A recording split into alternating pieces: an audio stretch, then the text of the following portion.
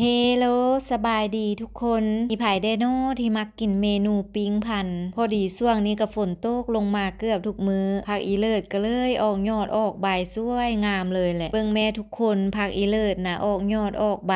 มีแต่ยอดงามๆใบใหญ่ๆเป็นตาสะอ่อนขนาดเลยพอยามผักอีเลิศปุงยอดปุงใบใหญ่ๆงามๆแบบนี้ก็เหมาะแก่การเก็บไปเฮ็ดเมนูปิ้งพันสุดๆเลยแหละเพราะว่าเวลาที่มันออกใบใหญ่ๆแบบนี้แล้วเฮาเก็บไปเฮ็ดเมนูปิ้งพันเวลาพันออกมาก็จะได้ห่อแบบสวยๆงามๆหั่นนะและสำหรับในการเฮ็ดเมนูนี้ก่อนอื่นเฮาก็จะไปเก็บเอาใบผักอีเลิศมาล้างน้ำทำความสะอาดดีๆก่อนหลังจากนั้นก็จะมาเกี่ยมเครื่องที่จะเฮ็ดหลังจากที่เตรียมเครื่องมาได้ครบหมดแล้วเนาะเราก็จะนำเอาหัวสิงไข่มาซอยให้เป็นตอนบางๆก่อนเพื่อเวลาเฮานำไปตำมันจึงมีความแลกดีแลกไวหั่นนะหลังจากที่ซอยแล้วเนาะก็นำเอาเครื่องหอมที่เฮาเตรียมไว้ทุกอย่างหั่นแหละลงใส่โคกสำหรับเครื่องหอมเนาะก็จะมีมะเขือหัวผักบัวหัวผักเทียมแล้วก็หัวสิงไข่อีกสิ่งหนึ่งที่ขาดบ่ได้นั้นก็คือมะแคนนั่นเองใส่มะแคนลงไปแล้วก็ทำการตำทุกอย่างให้แลกละเอียดดีๆแล้วก็ตามด้วยการใส่ซีนหมูลงไป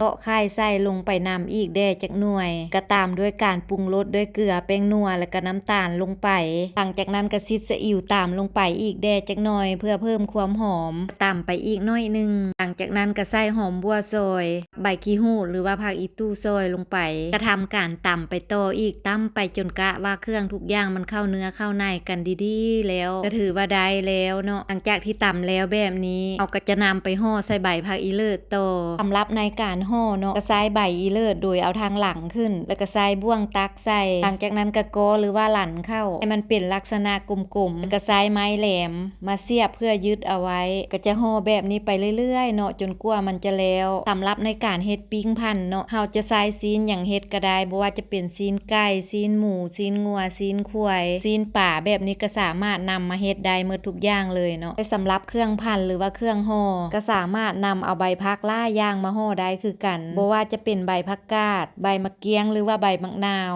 หรือผู้ที่มักอ้าวกินขมแดงก็จะใช้ใบมะยอมาห่อเอาก็ได้เนาะสำหรับแม่แก้วเฮ็ดเมนูนี้แต่ละเทื่อส่วนหลายก็จะใช้แต่ผักอีเลิศเป็นเครื่องห่ออย่างเดียวเพราะแม่แก้วคิดว่าเวลาที่เฮานำเอาใบผักอีเลิศมาห่อมันมีความหอมดีและอีกอย่างใบมันก็อ่อนนุ่มเวลาเฮานำมากินมันก็กินง่ายเด้หั่นนะส่วนใบมะเกียงหรือว่าใบมะนาวเนาะมันก็มีความหอมดีอยู่แต่เวลานำมากินมันจะรู้สึกกินยากเนาะเพราะมันจะมีความหยาบความแข็งบ่อ่อนบ่นุ่มคือใบผักอีเลิศหั่นนะหลังจากที่ห่อแล้วเนาะแม่แก้วก็จะใช้ไม้แหลมอีกตัวนึงมาเสียบหรือว่ามาห้อยคู่กันเข้าไปเพื่อเวลาเฮานำไปปิ้งเนาะเวลาเฮาพลิกเฮาปีนเนาะมันจึงมีความแน่นหนาดีและอีกอย่างมันก็จะบ่ปิ้นไปปิ้นมาหั่นนะสำหรับปิ้งพันที่ห่อแล้วเรียบร้อยแบบนี้ก็สามารถนำไปนึ่งหรือว่าไปทอดเอาก็ได้แต่สำหรับแม่แก้วเฮ็ดมื้อนี้แม่แม่แก้วจะนำมาปิ้งเอาเพราะว่าแม่แก้วจะมักกินสูตรที่ปิ้งเอานี่หลายกว่าเพราะคิดว่าเวลาที่เฮาปิ้งเอานี้มันจะมีความแซ่บความหอมดีกว่าเฮานำไปนึ่งหรือว่าไปทอดเอาหั่นนะหลังจากที่เอาปิ้งพันนำลงใส่ไฟ